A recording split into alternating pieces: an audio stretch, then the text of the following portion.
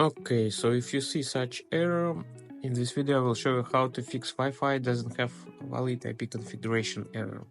So first what you should try is restart your router. Maybe this should help you. If not, then try next method. Click on Start menu and type CMD.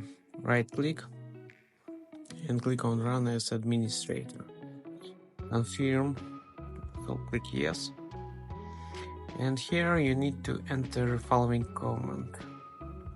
Yeah, by the way, subscribe to my channel. So ipconfig/flash DNS, hit enter and restart your PC. Next, what you can try to do is click on Start menu again and type Services. So click on the Services and you need to search for VLAN autoconfig and click on it. So here you need to select automatic, click on Start and then click on Apply and OK.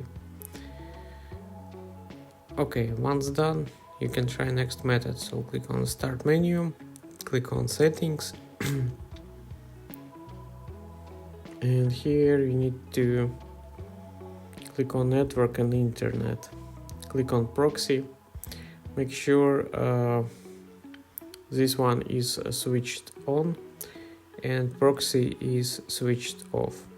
And yeah, so latest, click on Start menu, type here Network Reset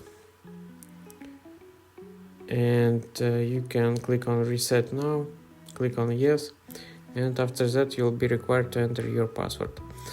So this shows that you have some time to for network for computer restart. So please close all applications, and after that everything should be working good, guys.